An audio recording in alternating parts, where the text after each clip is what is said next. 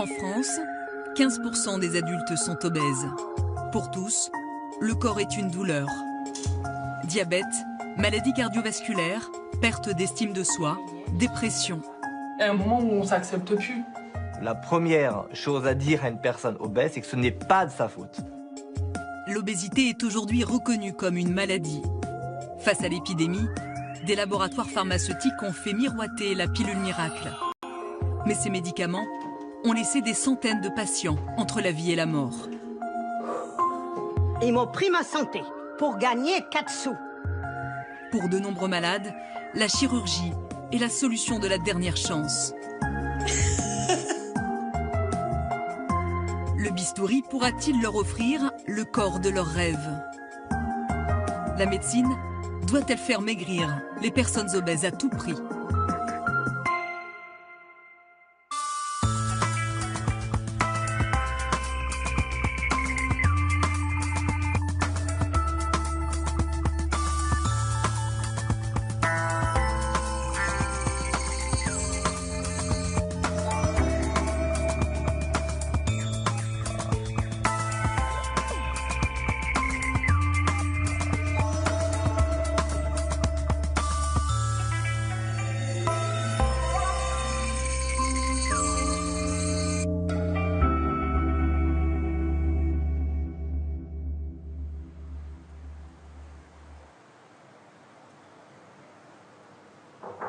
Oui?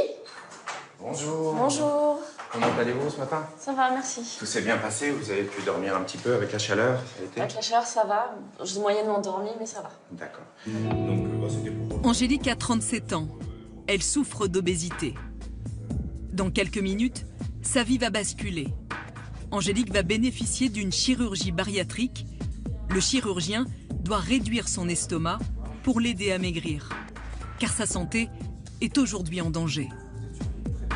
Après l'intervention, je vais me sentir mieux. Bon, peut-être pas le jour même, mais voilà. Et après, c'est la fin d'une vie et le début d'une autre, en fait. C'est ça. Un peu comme ça que je le ressens. Allez, c'est parti. Ok. Angélique a tout tenté pour perdre du poids. L'intervention chirurgicale est son dernier recours. Ça va, pas trop stressé avec... Non, ça va. Oh, vous êtes déjà... Oui. 3e étage. Pendant plusieurs mois, nous allons suivre cette aventure avec elle.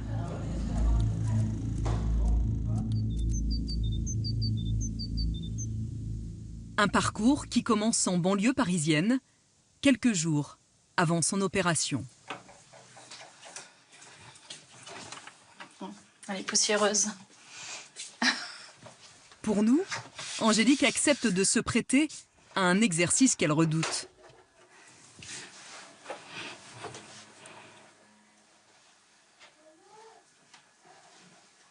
« 117. Voilà. J'avais peur qu'il y ait plus. Combien de kilos à perdre? 53. Le poids de ma sœur.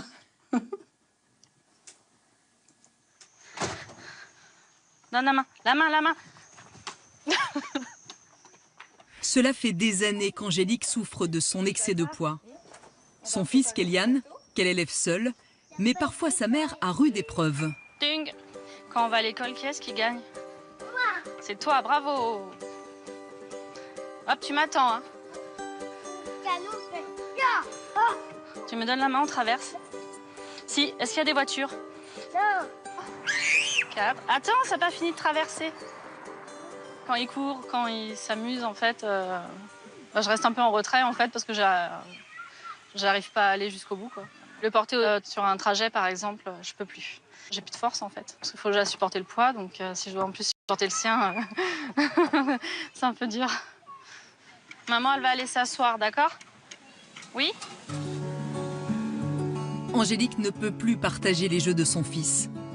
Même quand elle est assise, la douleur martyrise son corps. Le poids, c'est une grosse souffrance. Ça va être le dos qui est souvent bloqué, les genoux, les hanches, les chevilles, qui sont les plus douloureux en fait. C'est ce qui est le plus douloureux.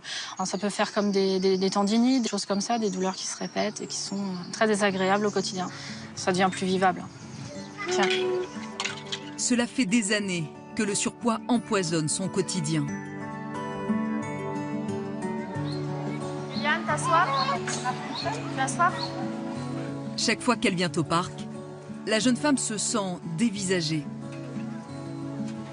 Non, il n'y a pas encore trop de monde, ça va, mais quand il y a plein de monde, je préfère rester en retrait, dans un coin. Mais bon, pour lui, j'ai envie qu'il profite, qu'il sorte quand même. Mais bon, moi, je préférerais être enfermée, on va dire, à la maison que sortir. Allez, chérie. Tu viens, on va aller préparer le repas. Oui?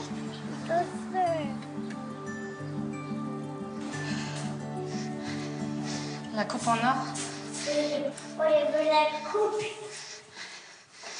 C'est dur, c'est haut. Enfin, il n'y a que 2 étages pourtant. Mais voilà, fatigant. C'est tous les jours à chaque fois comme ça? Oui. Enfin, des fois, si j'ai les cours sous la poussette, c'est pire. Faut tout monter. Viens, mon cœur. Allez, on va préparer? Pour la jeune maman, même le repas s'apparente à une corvée. Faire à manger, c'est... Touche, mets pas tes doigts. Ça sert un peu à rien, en fait. Mais bon, moins de temps je passe en cuisine et mieux c'est. Tiens. Hop, tu le tournes. Très bien, lâche. Alors Angélique fait au plus simple et au plus rapide. Et tant pis si les aliments sont caloriques. On met la purée avec, chérie? Ici. Voilà. Mets pas tout dans ta bouche, tu vas être malade. Cochon. Le problème d'Angélique, c'est qu'elle a du mal à se limiter dans les quantités de nourriture. Le paquet de purée qui est pour 4 personnes, en fait, je peux manger les 3 autres personnes, moi, par exemple. On va dire. Je peux donner une part à Kéliane et puis des fois manger les 3 autres parts. Ça m'est arrivé. Résultat, les kilos se sont installés durablement. À l'adolescence, Angélique était la cible préférée de ses copains de classe. Les trucs habituels, grosse vache, grosse patate, et la grosse. C'était ce genre d'insulte-là qu'on disait quand je passais avec ma sœur, par exemple, ou voilà. J'en prêtais pas vraiment attention à ce temps-là, enfin à ce moment-là. La jeune femme a pourtant tout tenté pour être comme les autres. Des années de régime, des kilomètres de course, des années d'efforts, pour rien.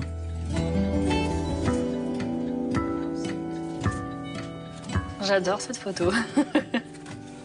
J'étais heureuse là. Car une fois que les kilos se sont installés, difficile de s'en débarrasser. La faute à ce qu'on appelle le tissu adipeux.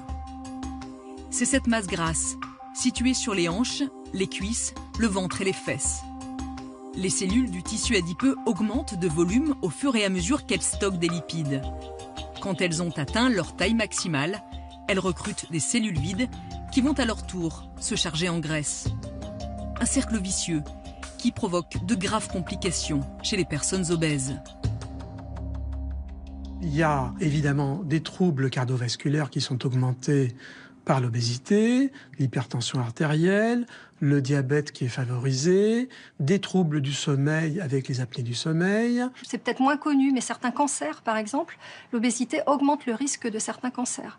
Comme le cancer du sein, ça on le savait également depuis quelques années, le cancer du côlon, mais aussi d'autres cancers, comme le cancer du foie, par exemple. Dans certains pays, comme les États-Unis, la lutte contre l'obésité est devenue un des premiers enjeux de santé publique. Ici, un adulte sur 3 est obèse. Mais la plupart des pays sont touchés. On compte aujourd'hui 600 millions de personnes obèses sur la planète. En plus des États-Unis, le Mexique, le Royaume-Uni, la Chine sont aujourd'hui concernés. Même la France a franchi un seuil qu'elle n'avait jamais atteint. On compte 7 millions de personnes obèses. La faute à nos modes de vie. En moins d'un siècle, Voitures et travail sédentaire se sont imposés dans notre quotidien.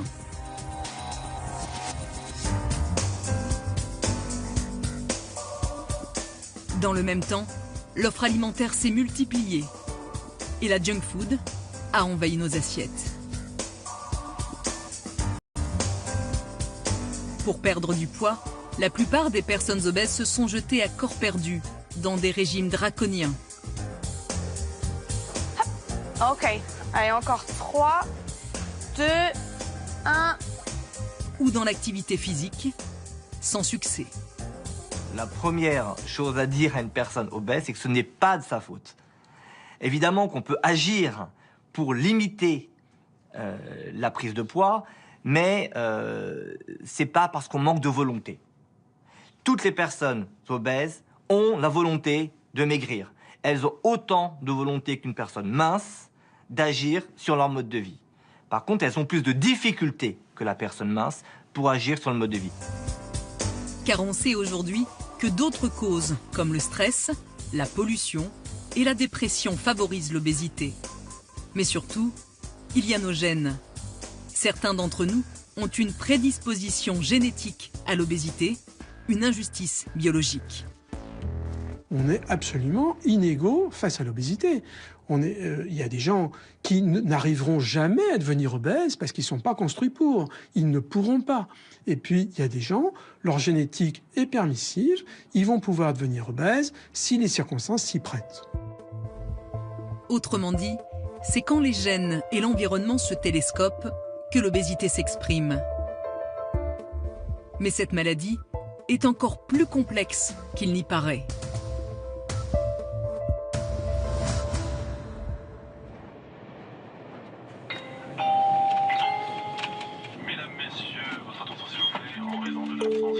Rendez-vous à Paris, à l'ICAN, l'Institut de cardiométabolisme et de nutrition.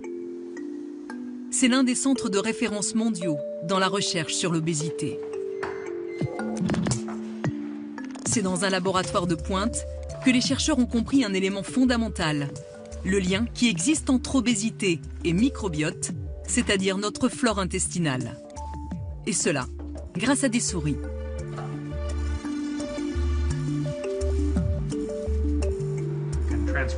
On peut transférer le microbiote de la souris obèse. Et puis on va attendre quelques semaines pour voir si elle prend du poids. L'expérience est simple. Cette souris non obèse pèse un peu plus de 26 grammes. Après lui avoir transféré la flore de la souris obèse, les chercheurs la nourrissent normalement.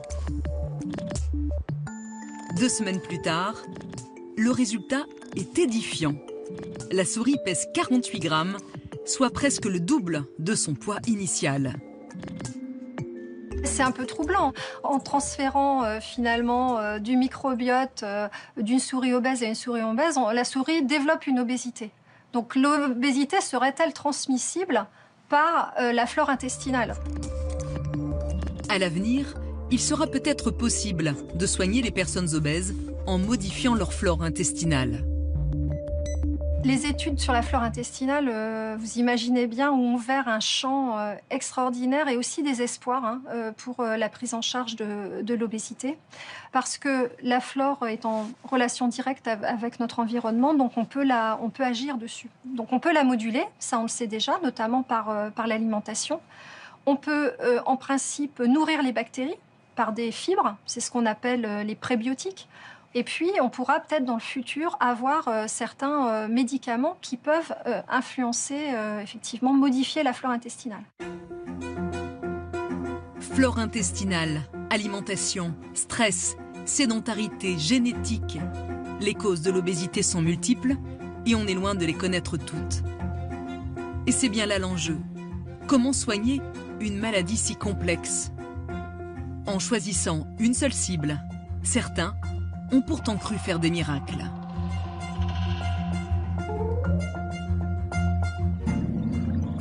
Il y a des années, les laboratoires pharmaceutiques ont proposé la solution contre l'obésité, le coupe-faim. Le coupe-faim est un dérivé d'amphétamine. Il agit sur un neurotransmetteur du cerveau, la sérotonine, qui permet de contrôler la prise alimentaire. Quand les scientifiques ont identifié le rôle de la sérotonine, les laboratoires pharmaceutiques ont flairé la bonne affaire. Quand vous avez des millions de personnes sur la planète qui sont concernées, qui potentiellement peuvent être des consommateurs de façon plus ou moins durable de ce type de médicaments, vous avez des enjeux considérables. Il y a 30 ans, les médicaments coupe-faim ont inondé le marché français. Mais l'illusion a été de courte durée. Il y a 2 ans, on l'avait présenté comme la pilule miracle contre l'obésité. La vente de l'Acomplia, ce médicament produit par Sanofi Aventis, vient d'être suspendu en France. C'était le coupe-faim magique, l'isoméride. 9 ans après son interdiction mondiale, ce médicament continuerait de provoquer des effets secondaires graves. Au lieu de soigner, les médicaments auraient fait des dizaines de victimes.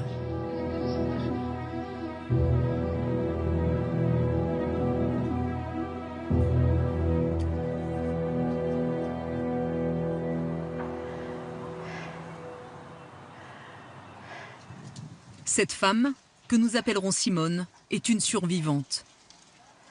Aujourd'hui, elle ne peut faire que quelques pas par jour. Ah, c'est bon. Je peux repartir.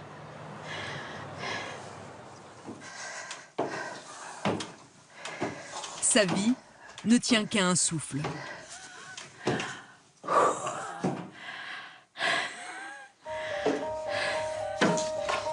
Simone a 69 ans. Sa vie a basculé en 1993, après la prise d'un coupe-faim. Elle témoigne à visage caché. Un accord financier conclu avec le laboratoire pharmaceutique ne l'autorise plus à parler publiquement de son histoire. Pourtant, c'est à cause de l'une de ces pilules que Simone a été victime d'une maladie gravissime, l'hypertension artérielle pulmonaire.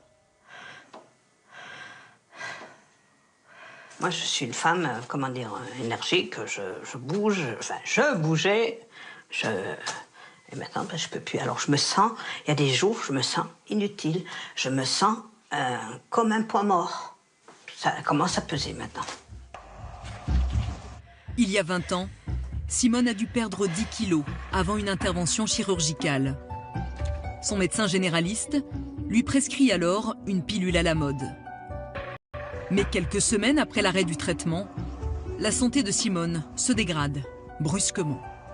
Je mangeais plus et j'arrivais plus à respirer. J'étais très essoufflée. Je pouvais pas. De chez moi jusqu'à mon travail, il me fallait, il y a 200 mètres. Il me fallait plus d'une demi-heure pour y aller.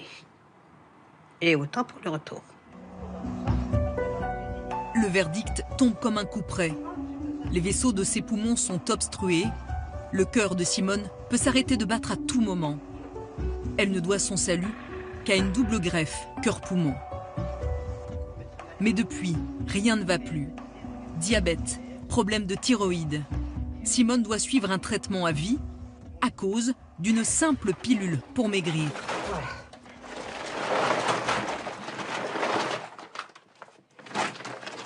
Alors, je vais vous expliquer. C'est un anti-rejet. Avec ça et la cortisone qui se trouve là. Voilà. Ça, je ne peux pas m'en passer. C'est obligatoire. On m'a atteint ils m'ont pris ma santé. Voilà. Ils m'ont pris ma santé pour gagner 4 sous. Ça me met hors de moi. Simone n'est pas un cas isolé. Des centaines de vies ont été brisées. Tout ça pour un amaigrissement modeste, de l'ordre de 5 à 10% seulement de l'excès de poids. D'autres médicaments anti-obésité, agissant sur une moindre absorption des graisses, n'ont pas donné de meilleurs résultats. On sait très bien qu'à l'heure actuelle, et au cours des dernières décennies, aucun médicament ne pouvait prétendre régler le problème de l'obésité. Parce que ces médicaments sont testés dans des essais cliniques et donc on sait ce qu'on peut en attendre. La magie des médicaments anti-obésité n'a pas opéré. Et elle n'opérera sans doute jamais.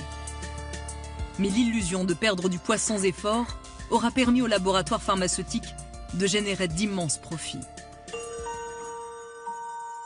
Alors, quel espoir reste-t-il pour maigrir?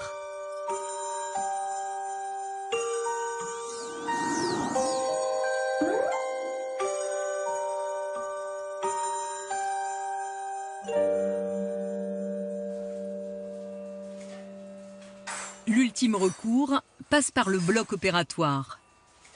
En 2014, 47 000 personnes en France ont bénéficié d'une chirurgie de l'obésité. Il existe aujourd'hui 3 techniques. La plus ancienne est l'anneau gastrique.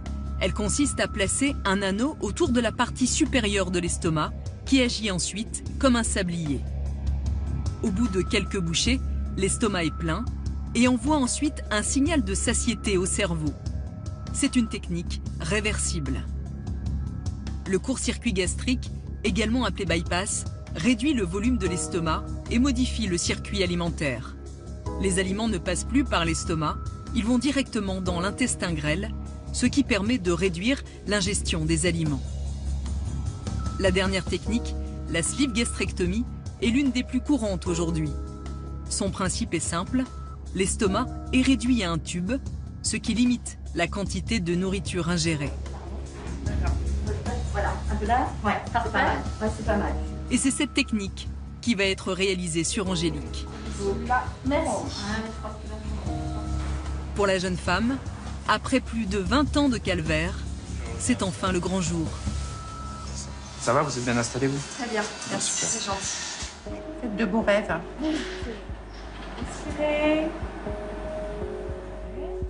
À cause de son poids, Angélique est endormie avec beaucoup de précautions.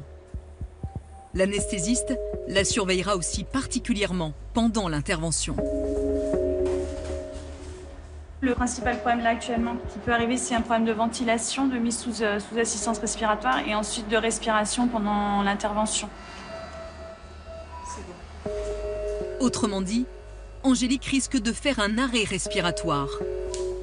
L'intervention se fait sous cœlioscopie, une technique moins agressive pour les patients obèses. Le chirurgien réalise d'abord une petite incision dans le nombril. On peut insuffler, s'il vous plaît? Puis, le ventre d'Angélique est gonflé avec du gaz pour introduire les instruments chirurgicaux. Donc, on s'introduit. Voilà. Mais aussi une caméra. C'est elle qui va guider le geste du chirurgien. Là, on est en train de libérer l'estomac. On voit la graisse, on voit quasiment que du jaune. Parce que chez un patient mince, on n'a pas autant de graisse, hein, bien sûr. Voilà.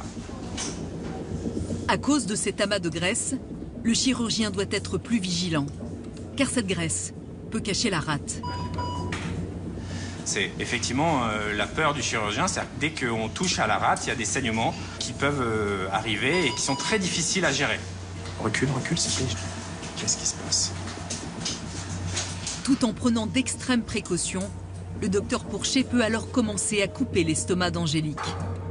Mais attention, encore faut-il couper la bonne partie, c'est-à-dire celle qui stocke le plus d'aliments. C'est véritablement une grande poche sur la partie haute de l'estomac. C'est elle qu'il faut absolument enlever. Si on l'enlève pas comme il faut, l'opération est ratée. L'efficacité sera moins bonne et le patient risque de redilater son estomac par la suite. Autrement dit, Angélique pourrait maigrir moins que prévu. Voilà, donc là la libération est bonne. C'est seulement une fois cette étape effectuée que le chirurgien peut réduire l'estomac. Je vais prendre la graffeuse, s'il te plaît. Latéralise un petit peu.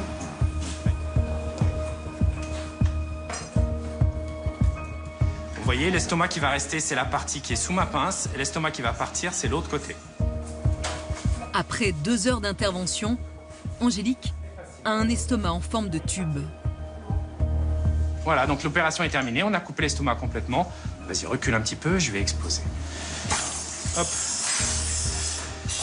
Alors c'est un peu impressionnant, mais c'est effectivement voilà, l'estomac qui est là. On peut arrêter l'insufflation. La jeune femme a désormais 80% d'estomac en moins. À son réveil, elle devra s'adapter à de nouvelles règles diététiques. Au tout début, effectivement, c'est des toutes petites quantités, c'est mouliné souvent pour pas forcer sur la couture qu'on vient de faire. Elle va pouvoir manger moins qu'un petit Suisse. Pour Angélique, le plus dur reste à faire. Elle devra s'astreindre à un régime alimentaire très strict si elle veut perdre ses 53 kilos. La jeune femme va-t-elle réussir à transformer l'essai ?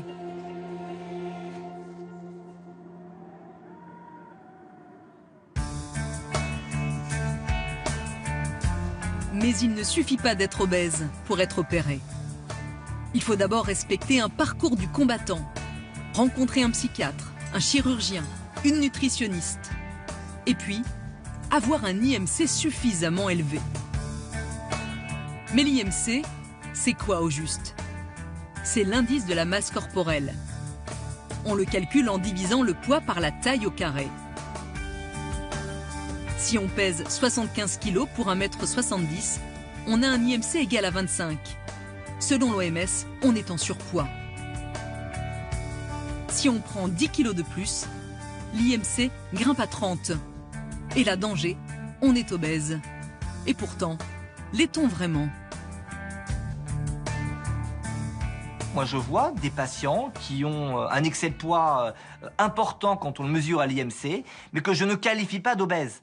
Parce que ces personnes ont du muscle, ces personnes ont des capacités physiques qui sont très importantes, n'ont pas de problème métabolique, n'ont pas d'hypertension artérielle. Ces personnes ne sont pas malades. Le problème de l'IMC, c'est qu'il ne fait pas la différence entre la masse grasse et la masse maigre. Démonstration. Avec un IMC à 30, un joueur de rugby est considéré comme obèse alors qu'il a plus de muscles que de gras. Ces chiffres enferment un peu et on voudrait, j'allais dire, une seule tête, que aucune tête ne dépasse. Et ça, c'est un petit peu embêtant. Donc la médecine doit faire attention à ne pas vouloir uniformiser les gens sous un même poids, sous prétexte qu'il y a un poids soi-disant idéal. Il n'existe pas. L'IMC est-il un outil fiable? Il s'est pourtant imposé dans notre quotidien comme la seule norme à respecter. Qui dit norme, si vous voulez, dit discrimination, en fait.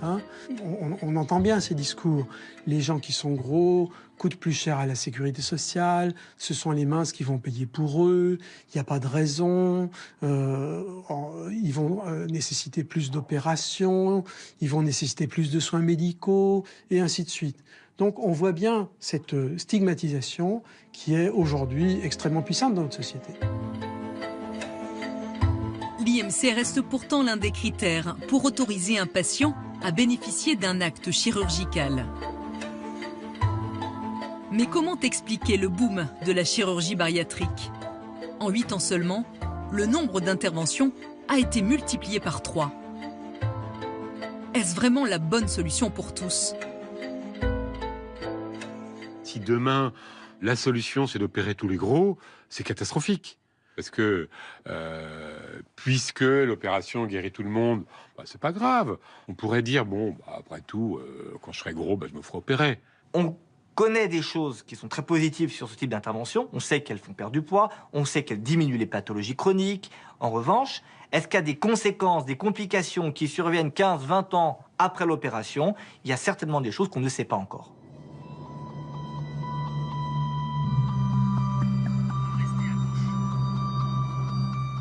La banlieue de Lille, dans le Nord, c'est le département le plus touché par l'obésité.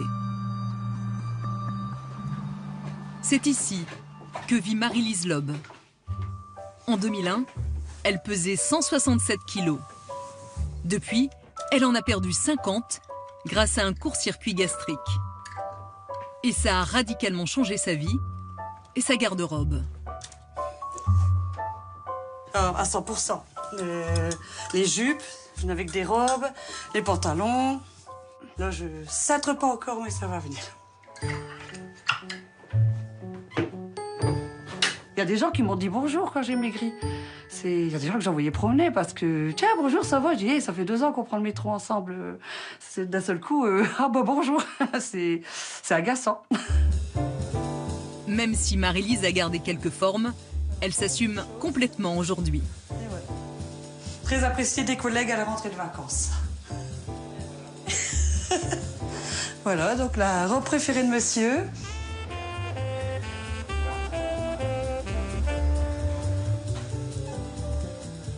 Pendant que Marie-Lise défile, monsieur, lui, s'occupe de son corps. Pascal Loeb est lui aussi un ancien obèse. Et si aujourd'hui il fait le beau, c'est parce qu'il a perdu beaucoup de poids. Opéré à 135 kilos, Pascal en pèse aujourd'hui 80.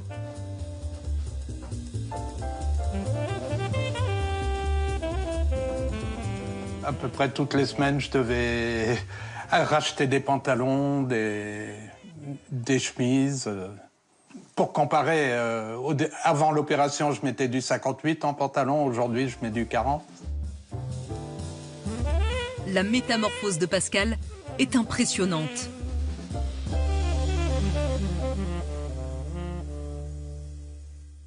Ah, c'est la réflexion typique. Hein.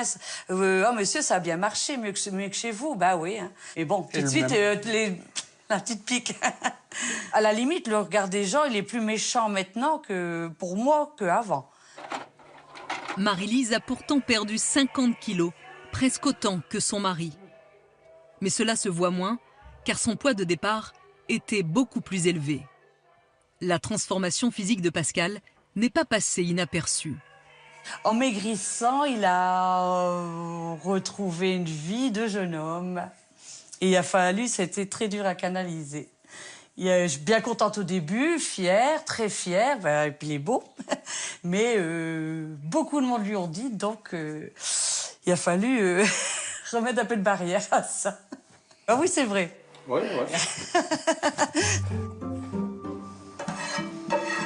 Bon app. Depuis l'intervention, la santé de Marie-Lise et de Pascal s'est considérablement améliorée. Plus de diabète, ni d'excès de cholestérol ou d'apnée du sommeil. Ce qui est un peu plus compliqué en revanche, ce sont les repas. Ouais, moi ça va trop cuit, c'est sec, après ça passe pas.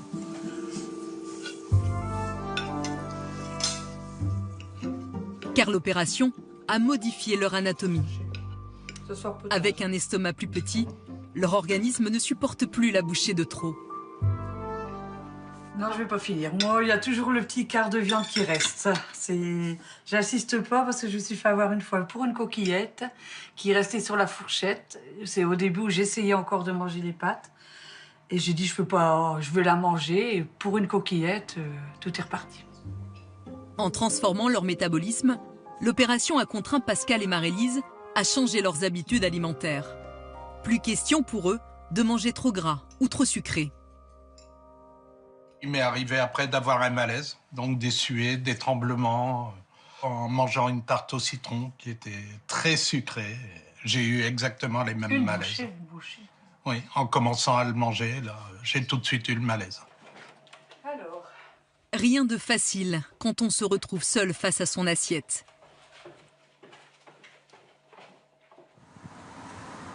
Mais il n'y a pas que le menu qui change dans la vie des malades opérés. Il faut aussi transformer l'environnement.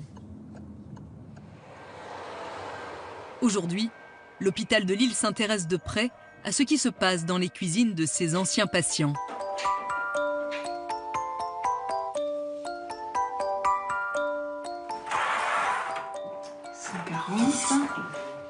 Et 60. La propriétaire songerait-elle à refaire son aménagement? Pas encore. Fabienne a bénéficié d'une chirurgie de l'obésité il y a 3 ans. C'est une belle cuisine, hein. Elle a accepté de se prêter à une expérimentation, un état des lieux complet de sa maison, par une architecte. Espace de circulation, hauteur des meubles, le moindre élément est inventorié et mesuré au centimètre près. Car tout dans la maison peut avoir un impact sur la prise de poids. 27. On mesure aussi les assiettes dans lesquelles la personne obèse prend ses repas. Les médecins observent, il y a des études qui montrent, c'est plutôt aux États-Unis, qu'on a tendance, plus l'assiette est grande, plus on a tendance à remplir et à manger. Et ça fait longtemps que vous avez cet écran dans la cuisine? On a toujours eu une télé, avant elle était au-dessus. Au-dessus du réfrigérateur? Oui. D'accord. Manger devant la télé n'est pas une bonne idée. On n'écoute pas ces sensations de satiété et on mange plus que ce dont notre corps a besoin. Mais notre architecte n'est pas seul pour aider Fabienne. Hélène Verquinte est médecin nutritionniste. Ce qui l'intéresse, c'est toute la nourriture que stocke Fabienne. Donc on peut aller voir les endroits où vous stockez les aliments dans la maison. Un placard pour le petit déjeuner, un réfrigérateur. Mais Fabienne lui réserve une surprise. C'est le bordel. Mais la nourriture, en fait, c'est l'ancien garage. Mon mari doit me faire une pièce ici. J'ai mon congélateur. Un congélateur et un deuxième réfrigérateur, mais aussi un garde-manger. Et donc après, vous voyez, c'est vrai qu'il y a quelques plats cuisinés, mais c'est pas pour moi. Je mange jamais. Non, mais c'est vrai. Non, mais vous êtes une mère de famille. Hein, ouais. D'accord. Et tout ça pour une famille de seulement 4 personnes. Et comment avant c'était blanc? Blanc. C'est bien. On a tendance à reproduire chez nous la surabondance alimentaire qui nous entoure finalement. Et donc on a tendance à acheter plus. Il y a les offres promotionnelles peut-être aussi qui peuvent avoir un impact, c'est-à-dire le fait d'avoir 3 boîtes de céréales pour le prix d'une, c'est surtout dans un moment économiquement difficile, on est sensible à ça. Malheureusement, plus on stocke, plus on consomme. Mais pour Fabienne, difficile de ne pas faire de réserve. Mes grands-parents, par exemple, ils ont connu la guerre et ils avaient des quantités industrielles de nourriture parce qu'il fallait stocker. Et quelque part, on reproduit. Et ça, c'est dans l'éducation. Hein, ça, c'est clair et net. Hein. Et encore, je trouve que... je pense pas avoir une grande quantité de nourriture. Enfin, pour moi, c'est pas énorme. Je ne sais pas si c'est énorme, j'en sais rien. Mais pour moi, c'est pas énorme. Cette consultation sur mesure est expérimentale. Mais elle répond bien aux difficultés que rencontrent les patients. Finalement, en consultation, derrière la blouse blanche, on peut prescrire des conseils diététiques, des conseils d'activité physique, mais c'est très joli à l'hôpital. Le patient, il est toujours très motivé, mais si ça ne correspond pas à sa vraie vie, ça va être difficile pour lui à l'appliquer. Donc ici, vous avez la salle à manger. L'initiative du CHRU de Lille devrait permettre de mieux suivre les patients opérés. Mais actuellement, l'essentiel des consultations se fait à l'hôpital. Donc vous allez vous mettre la plus droite possible. Merci. Alors moi j'ai 1,61 m. Hélène Verquinte a remis sa blouse blanche pour recevoir Marie-Lise pour un bilan 14 ans après son opération. Elle a peur d'avoir regrossi. Donc je laisse monter sur la balance, s'il vous plaît, merci beaucoup. Mettez bien les pieds. Hop, ne bougez plus. Alors, vous êtes à 126,7, d'accord? Donc, c'est un peu le poids que vous aviez en tête avant de venir en consultation? Non, 128. Ah, voyez, c'est une bonne nouvelle, alors. Non, mais j'espérais quand même encore moins ici. Ça marche, vous pouvez descendre, merci. Marie-Lise est déçue. Elle a repris 10 kilos sur les 50 perdus depuis l'opération. Comment vous l'expliquez, vous, cette reprise de poids depuis ces dernières années? Franchement, mais pas... Je trouve que je mange quand même encore moins qu'avant. Donc c'est vrai que des petits grignotages, mais enfin moi je trouve pas très important, mais je les fais quand même. Ouais. Les boissons que vous buvez dans la journée, ça peut être quoi? Café, tisane ou thé ou infusion. Ouais. Au travail, souvent on fait ça. Et bon, de temps en temps, comme je dis, le week-end apéritif, j'avoue. Ouais, combien? Ça peut être une ou deux bières, j'avoue. D'accord, ça marche. Idéalement, un patient devrait nous contacter dès qu'il sent que c'est un peu compliqué, dès qu'il est en train de reprendre un petit peu de poids. Mais pour des raisons, peut-être comme Madame Loeb l'a expliqué, ou alors des fois c'est de la honte. Hein, c'est oh là là, ils m'ont opéré, ils vont me gronder si j'y retourne parce que j'ai regrossi. Et donc là, il y a un échec de notre prise en charge. Il aurait fallu réagir plus tôt. Mais est-ce que la médecine n'en demande pas trop aux patients opérés? On est dans un énorme paradoxe. On a envoyé des patients chez le chirurgien parce qu'ils étaient incapables de faire un régime. Et une fois qu'ils ont fait l'opération, on leur dit « maintenant c'est bien, vous allez pouvoir faire un régime ». Non mais ils sont toujours pas plus capables de faire un régime. Donc on leur donne un régime à la sortie de l'opération. Là, c'est vraiment les mettre en échec. Il n'y a pas que les comportements alimentaires qui favorisent la reprise de poids. il y a aussi des causes physiologiques. Si Marie-Lise a regrossi, contrairement à Pascal, c'est parce qu'elle a été opérée 10 ans avant lui.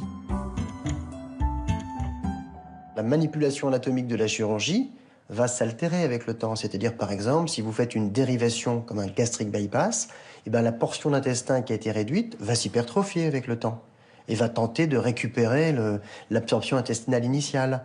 Si vous faites une intervention restrictive qui a pour objectif de bloquer le passage des aliments, eh bien, les choses vont se dilater et la restriction alimentaire va diminuer avec le temps. Donc ça, c'est inexorable.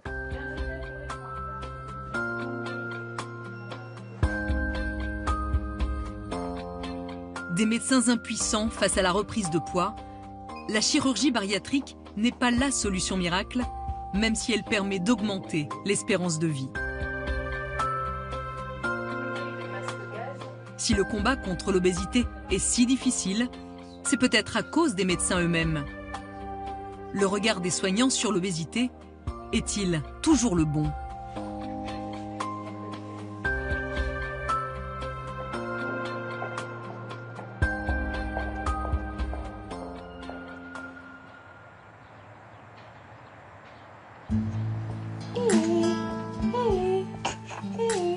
Marion a 32 ans. Cette jeune mère de famille se souvient encore de son passage chez un médecin généraliste il y a quelques années. Oui, tu souris, t'as bien dormi? Ce jour-là, elle le consultait pour une simple gastro-entérite. Il m'ausculte, donc il a bien vu comment j'étais faite. Et il se rassoit à son bureau et au lieu de me dire simplement « vous avez telle ou telle chose », il me dit « est-ce que vous avez pensé à la chirurgie bariatrique ?»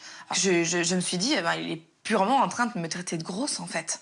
Je suis venue pour une gastro et je repars avec une obésité. Voilà, c'était ma maladie quoi. Pour lui, c'était le problème était ça. Choquée, Marion ne remettra plus les pieds dans le cabinet de ce médecin.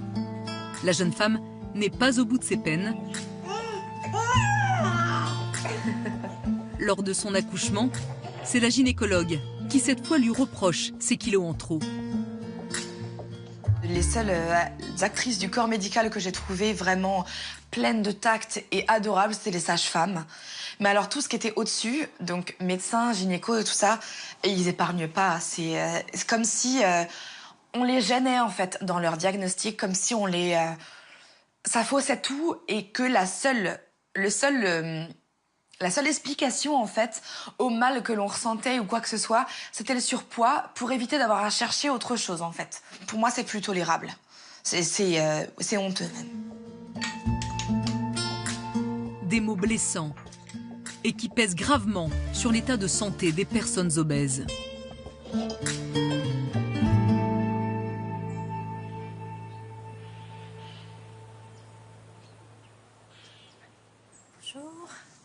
Bonjour. Clément, tu laisses la place? Oh, Clément! Ah non, je reste à côté de Clément, c'est comme le nom de mon fils. Bon, on va commencer. Cela ne se voit pas, mais Anne-Sophie Joly est une femme en colère. Présidente d'une association de personnes obèses, elle aussi a été victime des préjugés des soignants. Alors, pour changer leur regard, elle vient raconter son expérience à des étudiants en médecine. Les patients ont tellement peur au bout d'un moment de voir arriver un médecin qui va leur dire « Bah alors, on va peut-être arrêter de manger, on va peut-être faire quelque chose, on va se mettre au régime et on va se mettre à courir. » Mais quand vous avez 150 kilos, 160 kilos, je défie quiconque de stature normale de prendre une machine à laver de 45 kilos et de faire le tour de stade. Moi, je veux être là. Donc finalement, c'est ramener de la souffrance sur de la souffrance. Et c'est sans compter les insultes entendues dans les cabinets médicaux. Bah, la grosse vache, si elle arrêtait de bouffer, elle n'en serait pas là. Puis de toute façon, c'est de sa faute. Et puis, la graisse a envahi son cerveau, puisque de toute façon, il n'y a qu'à la regarder. Ils sont incapables de comprendre, ils sont incapables de réfléchir. Infantilisation, préjugés. Mais de quoi les médecins ont-ils peur? nous, ça nous met un peu dans une situation où on n'est pas très à l'aise en tant qu'étudiant aussi. C'est vous qui êtes mal à l'aise par rapport à son corps. Oui, et c'est la question, c'est est-ce que vous ressentez déjà ce mal-être? Si nous, on sent votre mal-être, d'entrée de jeu, on va se braquer. On va se dire, oula, finalement, je dégoûte, quoi. Enfin, mais le mal-être, parce qu'on ne sait pas. Oui. Parce que ça nous dégoûte. Mais pas Clément, tout va bien. Non, mais... Dégoût ou mal-être, l'attitude des soignants a des conséquences sur le suivi médical des personnes obèses. Ça peut être la blessure supplémentaire qui fait qu'on va sortir du système de soins. Et là, ça, c'est juste pas possible.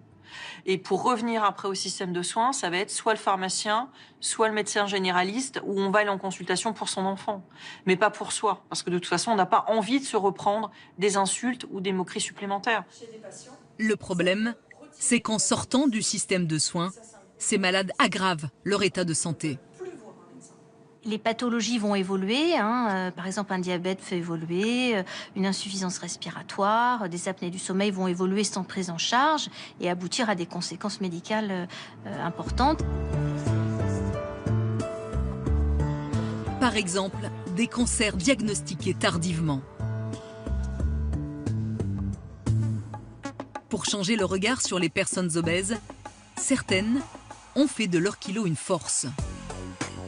Salut à tous. Coucou tout le monde. Salut à toutes. Coucou à tous. Coucou tout le monde. Alors aujourd'hui, je vous reviens, comme indiqué dans le titre, pour un tutoriel. Vous l'avez peut-être reconnu, c'est Marion, notre jeune maman. Son arme à elle, c'est Internet. Tous les jours, elle donne ses conseils beauté à des milliers d'abonnés. Et donc, on va utiliser celui-là pour faire une sorte de banane. J'ai plutôt des personnes qui me disent que je suis très bien comme je suis ou qu'elles me disent ça fait plaisir, j'ai énormément ça. Ça fait plaisir de voir une youtubeuse qui n'est pas formatée, qui fait du 36 et tout ça. Deuxième jour de mon challenge et j'ai décidé de vous emmener en balade avec moi. C'est vraiment libérateur, ça me permet d'exister comme je suis et d'être fière en fait de la personne que je suis, même si je suis pas parfaite, évidemment quoi. Malgré ses kilos, Marion a décidé de ne pas se faire opérer, contrairement à certaines de ses amies. Ça pourrait faire rêver, mais en fait, je sais pas, moi ça m'a fait peur. Parce que déjà, je trouve que ces filles ont changé.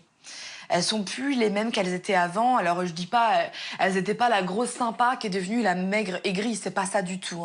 Mais j'ai l'impression que psychologiquement, c'est comme si ça leur avait pas réussi en fait. Alors c'est triste parce que à la base, même si c'est pour une question de santé qu'on a envie de maigrir, on le fait aussi pour se sentir mieux psychologiquement. Et si c'est pour changer du tout au tout et n'avoir pas l'air plus épanoui au final, je trouve ça triste en fait. En tout cas, j'espère vous avoir bien expliqué. Je vous embrasse très fort et à la prochaine. Bye. Il est clair qu'aujourd'hui, il n'y a pas besoin de faire maigrir tout le monde. Il faut aider les personnes qui ont des problèmes de santé liés à leur excès de poids. Les autres personnes, on doit les aider à stopper la prise de poids. On doit les aider à avoir une hygiène de vie la plus favorable possible. Et en général, ça passe par la mise en place de l'activité physique adaptée.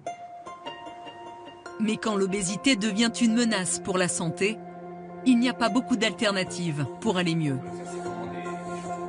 Cela fait 2 mois et demi qu'Angélique a été opérée. Aujourd'hui, elle a rendez-vous avec son chirurgien pour un premier bilan. C'est encore un petit peu difficile. C'est les douleurs en fait qui me vont aussi faire que je vais arrêter de manger. Vous sentez que vous êtes allé trop vite, oui. Oui. D'accord. Donc il faut bien les écouter. Quand vous avez ces douleurs-là, il faut absolument pouvoir ralentir la fois d'après, changer d'aliment même parfois. Oui, il y en a qui passent plus. Le lait par exemple, ça passe plus du tout. Ah oui. Ah.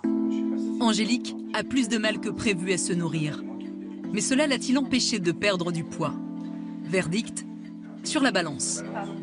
Oui. Avant l'opération, vous faisiez déjà quel poids? 118. 118? Oui.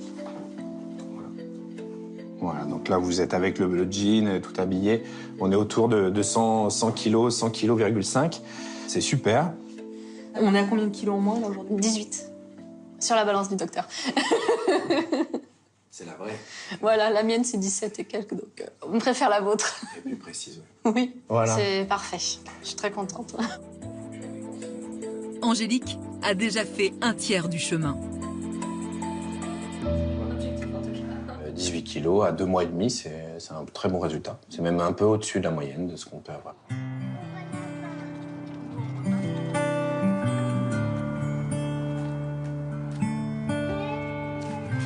Fabrique la maison? On l'a fait. Tu m'aides? Tiens, encore une branche. Encore une branche. En quelques semaines seulement, la vie d'Angélique a beaucoup changé. La jeune femme peut aujourd'hui profiter pleinement des jeux avec son fils Kélian. J'ai quasiment plus de douleur quand je marche, déjà.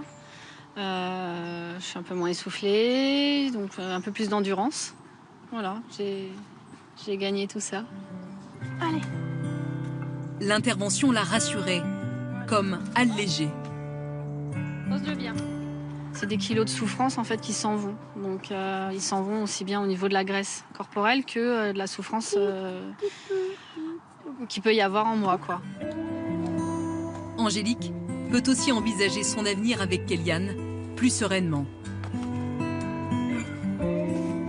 C'est vrai que je me dis s'il n'entend pas ta maman elle est grosse ou ta maman est pas jolie ou des choses comme ça, ou même lui pourrait le penser aussi.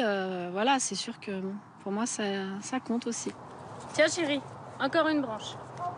Ce que je souhaiterais, bientôt, ça serait de m'accepter. Vraiment d'arrêter de me sous-estimer et d'être heureuse. C'est tout. La magie semble avoir opéré sur Angélique. Mais d'ici quelques années, la jeune femme risque de reprendre du poids, comme la plupart des patients opérés. D'ici à 2020, près de 500 000 patients devraient bénéficier d'une intervention chirurgicale en France.